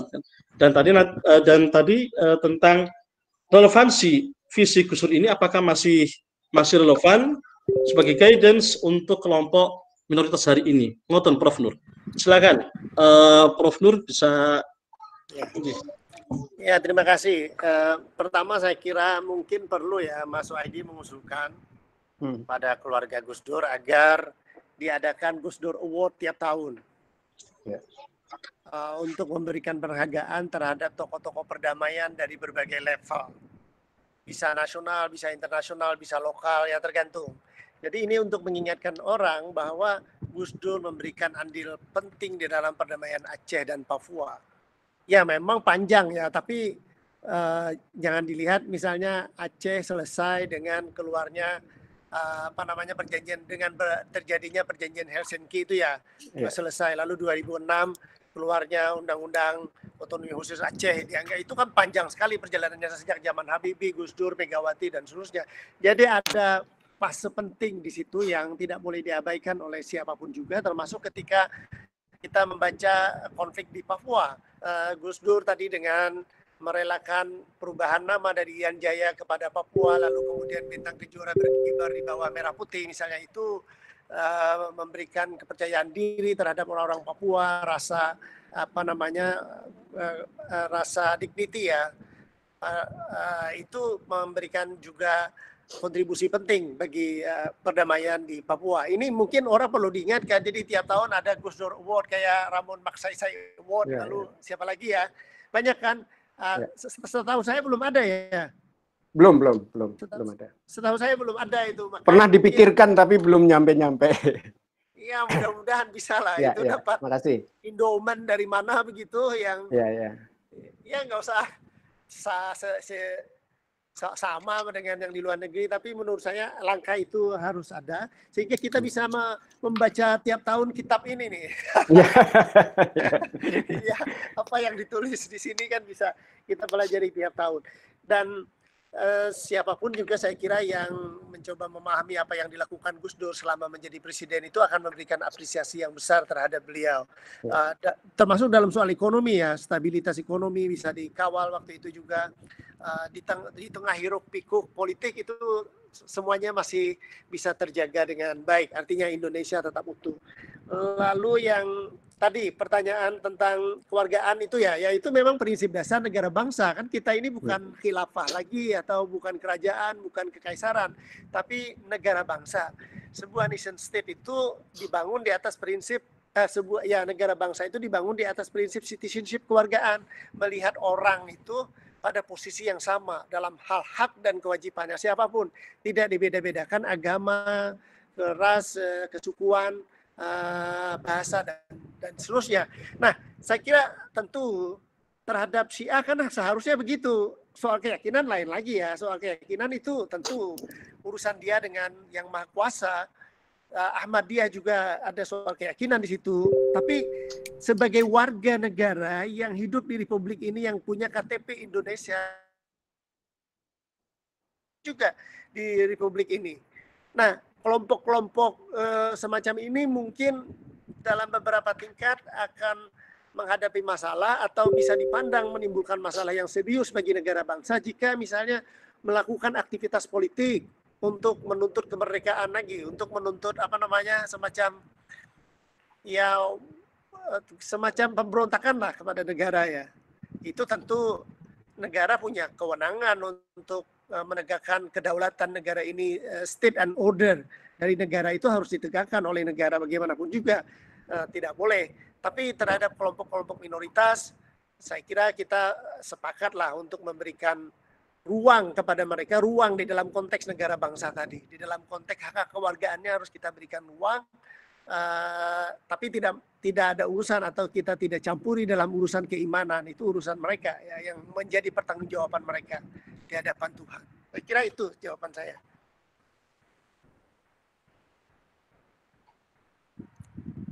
Unmute Mas. Tadi konfirmasi tentang hubungan Gus Dur dengan tes tadi itu.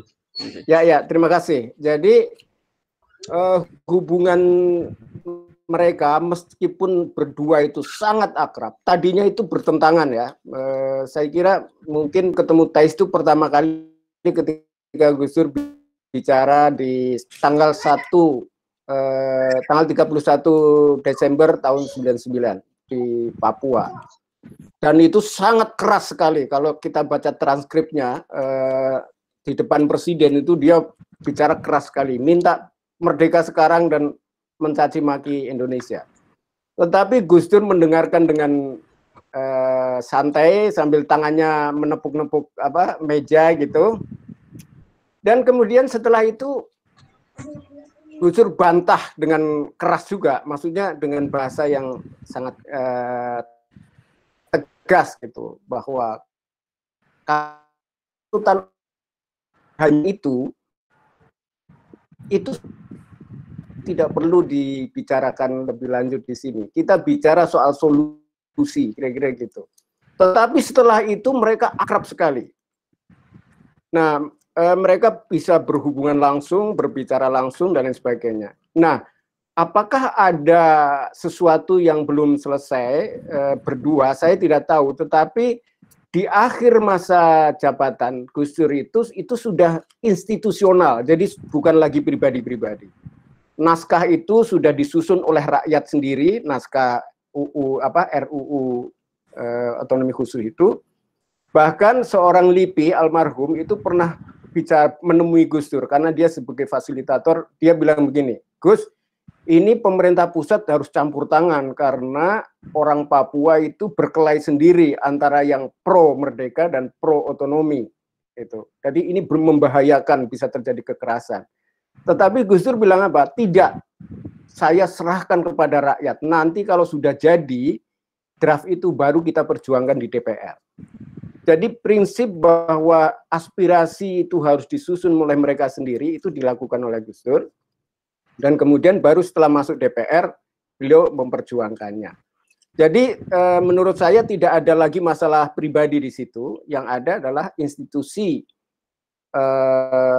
tim yang mempersiapkan dan tim kaukus DPR Papua dengan pemerintah gitu. Jadi kalau ada yang masalah sangat pribadi tentu saya tidak tahu. Tetapi sejauh masalah undang-undang otonomi itu adalah masalah institusi. Saya kira itu. Terima kasih usulnya Prof. Heidi soal award. Itu sebenarnya sudah sering dipikirkan tapi tidak nyampe-nyampe. Moga-moga ke depan bisa lebih bisa direalisasi. Oke. Baik, terima kasih Pak Suedi. Ini masih ada waktu 10 menit. Ini izinkan kami menyampaikan pertanyaan terakhir dari peserta, ya, dari peserta ini yang dari YouTube ini, Pak Suedi dan Prof. Nur. Pertama ini dari Betari Imasinta, mahasiswa UIN Wali Songo. Mohon maaf, ini mahasiswa atau dosen belum tahu ini. Bertanya, apakah strategi konflik dengan multikultural citizenship ala Gus Dur ini bisa disebut sebagai politik luar negeri ideal dari Indonesia? Pertama. Yang kedua, dari GP Ansor Sumeneb menanyakan bagaimana sejatinya bangunan konsensus NU dan negara dalam membangun kewargaan tanpa adanya tendensi kelompok-kelompok tertentu. Bisa Prof. Pak Suedi. Ini terakhir dari saya sampaikan pertanyaan ini. Monggo Pak Prof dulu, monggo. Silakan Prof. Dulu Prof. Yang pertama tadi apa namanya? Itu politik luar negeri gitu ya? Nggih, leres. Multicultural citizenship. Nggih, leres. Apakah itu sebagai politik ideal dari Indonesia? Oh, apakah itu sebagai politik ideal? Saya kira ya kita yang hidup di dalam negara demokrasi, ya, yang menghargai perbedaan, yang menghargai multikulturalisme itu mau tidak mau harus mengutamakan pendekatan perdamaian yang berbasis kemanusiaan. Pendekatan perdamaian, ya boleh aja menggunakan konsep yang lain semacam citizenship, kewargaan, bhinneka dan lain-lain sebagainya. Tapi intinya kan kita ingin agar konflik yang terjadi di dalam suatu negara itu diselesaikan dengan cara yang damai. Semua pihak diajak berunding, ngobrol apa yang menjadi kepentingannya, aspirasi mereka yang tersumbat apa. Lalu kemudian ya cobalah siapapun yang berkuasa memberikan jalan kepada mereka itu untuk mendapatkan hak-haknya. Nah, insya Allah tidak terjadi pertumpahan darah itu. Kalau siapapun juga yang berkuasa di negara manapun juga mengutamakan pendekatan perdamaian yang berbasis kemanusiaan. Bukan lagi pendekatan militeristik yang melihat orang-orang yang menuntut keadilan dan seterusnya itu sebagai musuh yang harus dinetralisir misalnya. Itu iya, memang saya kira ini pendekatan yang ideal. Tapi apakah efektif apa enggak?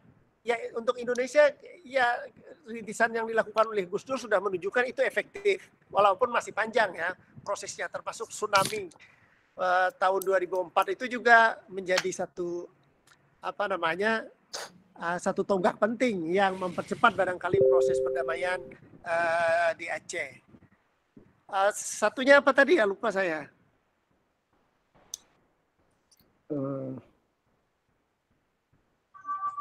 Ada satu lagi. Tentang bagaimana sejatinya konsensus NU dan negara dalam membangun kewargaan tanpa tendensi kelompok tertentu. Ya, NU ini kan sebagai kekuatan masyarakat sivil ya. Saya selalu berpikir bahwa selamanya NU harus menempatkan dirinya sebagai kekuatan civil society, sebagai kekuatan masyarakat sivil. Jadi kekuatan masyarakat sivil itu ada jarak ya dengan negara, tapi dia menyatu dengan negara tapi ada jarak. Maksudnya dia memberikan kontribusi penting bagi negara. Apa yang dibutuhkan oleh negara, sumber daya terbaik di kalangan NU yang dibutuhkan oleh negara tentu akan kita berikan. Lalu ketika negara butuh kekuatan masyarakat sipil seperti NU untuk melawan radikalisme tentu akan kita lakukan. Melawan kekuatan-kekuatan yang tidak bertanggung jawab di negeri ini kita lakukan semuanya, komitmen-komitmen itu.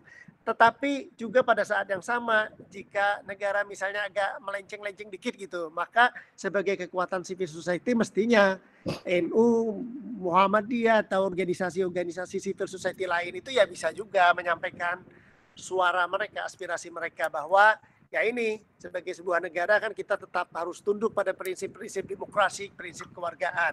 Ya jika peran itu bisa dimainkan secara seimbang, saya yakin bahwa NU akan selamanya bisa memberikan kontribusi yang penting bagi kemajuan dan kemakmuran negara kesatuan Republik Indonesia. Itu aja. Nggih, monggo Pak Swedi bisa melengkapi sekaligus penutup. Terima kasih. Pertama, menurut saya kalau Indonesia mau lebih berperan secara internasional, pola perdamaian yang dilakukan Gus Dur itu bisa menjadi nilai tambah yang bisa ditawarkan ke negara-negara atau masyarakat yang sedang berkonflik ya. Saya pernah menulis tentang bagaimana penyelesaian Rohingya di Myanmar, juga berbagai konflik di Asia Tenggara, dan juga saya kira Israel dan dunia Arab pada umumnya ya, karena problem dari Israel dan dunia Arab adalah sama-sama tidak mau mundur, padahal di dalamnya sesama konflik. 2 hari yang lalu ada demonstrasi besar di Israel, di mana, di ibu kota Israel, Tel Aviv, itu masyarakat menolak rencana invasi Israel ke Yordania. Jadi di Arab juga banyak konflik. Jadi di Arab sendiri banyak konflik, banyak perbedaan pendapat, dan di Israel juga banyak perbedaan pendapat. Begitu juga di tempat lain. Jadi saya kira ini seharusnya pemerintah menjadikan ini sebagai salah satu nilai tambah ketika berhubungan dengan negara-negara di luar negeri, bahkan di dunia gitu. Jadi itu salah satu diplomasi. Sampai sekarang misalnya yang saya amati di Thailand Selatan, Filipina Selatan belum selesai. Dan itu mereka masyarakat sebagian mengidealkan bahwa solusi yang terbaik adalah undang-undang yang ada di Papua dan Aceh. Yang satu apa tadi saya lupa. Apakah ini sebagai sesuatu yang ideal? Menurut saya iya ya. Selama ini kita hanya diberi sesuatu yang normatif, Bhinneka Tunggal Ika. Kemudian perbedaan pendapat adalah rahmat misalnya. Itu kan sesuatu yang normatif. Nah, saya dengan konsep ini ingin membuktikan bahwa Islam bukan hanya normatif dalam hal itu, tetapi sudah diimplementasikan dalam kasus ini. Mungkin banyak kasus lain, tapi kasus ini adalah membuktikan bahwa Bhinneka Tunggal Ika itu bisa diimplementasikan, bisa menjadi metode penyelesaian konflik resolution. Di UIN Semarang saya kira ada ya lembaga konflik resolution dan rekonsiliasi, itu menurut saya menjadi sesuatu yang penting. Begitu juga yang sering menjadi ada tasamuh, tawazun, etidal, itu adalah normatif, tetapi bagaimana pelaksanaannya kita jarang sekali memperhatikan bagaimana norma-norma itu dilakukan, dan inilah saya kira yang sudah dilakukan. Oleh karena itu bagi saya inilah ideal baik untuk Islam maupun Indonesia. Terima kasih atas perhatiannya dan kurang lebih mohon maaf.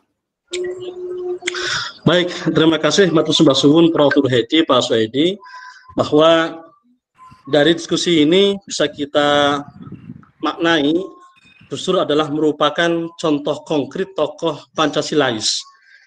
Bahwa kalau selama ini orang mengatakan bahwa siapa sih tokoh konkretnya Pancasila itu, terlepas dari apapun itu, kemudian saya membaca gagasan tentang maqasid as-siyasahnya Khalil Yusri dalam kitabnya Ad-Durr Ar-Rumbani, kitab yang sudah sangat tua, tahun 90-an,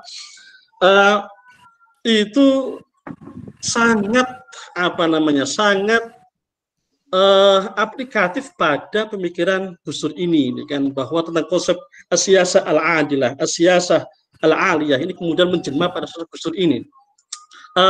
Baik, saya tidak perlu menyimpulkan secara panjang lebar, tetapi sebagai penutup izinkan saya menyampaikan pantun sebagai kesan tentang Gus Dur ini. Saya mencatat, jika Gus Dur dikenal merakyat dan baik hati, karena ada nilai agama yang diyakininya. Jika ada yang bertanya siapa sosok Pancasila sejati, tentu Gus Dur atau Abdurrahman jawabannya. Dan sebagai penutup, izinkan saya menyampaikan satu lagi pantun. Jika Lapusdam PWNU adalah ormas favorit di Jawa Tengah, tentu ada peran Mas Rusmadi yang mantap dan yakin. Jika ada ucapan dan laku kami yang khilaf dan salah, izinkan kami segenap pengurus Lapusdam mengaturkan mohon maaf lahir dan batin. Ala kulli hal, matur suwun kepada Prof. Hedi, kepada Pak Soedi atas waktunya, dan beberapa sahabat-sahabat, para kiai yang telah purun join di webinar ini. Kami akhiri, wallahu muwaffiq ila thoriq. Wassalamualaikum warahmatullahi wabarakatuh. Wallahu muwaffiq ila thoriq. Wassalamualaikum warahmatullahi wabarakatuh. Jadi, sebagai pengumuman, insyaallah kita dilanjut pada minggu yang akan datang, ya, diskusi seri kedua dengan Pak Soedi masih ya dengan Mas Masun sebagai moderatornya. Demikian, assalamualaikum warahmatullahi wabarakatuh. Waalaikumsalam warahmatullahi wabarakatuh. Pamit ya, pamit. Baik, makasih. Assalamualaikum. Salam semua. Assalamualaikum. Terima kasih. Assalamualaikum Mas. Ya. Mas Abrani, Aceh. Mas Rusmadi. Saya pamit Mas ya. Jin, sami-sami. Ya, assalamualaikum. Terima kasih, Mas. Assalamualaikum Warahmatullahi wabarakatuh.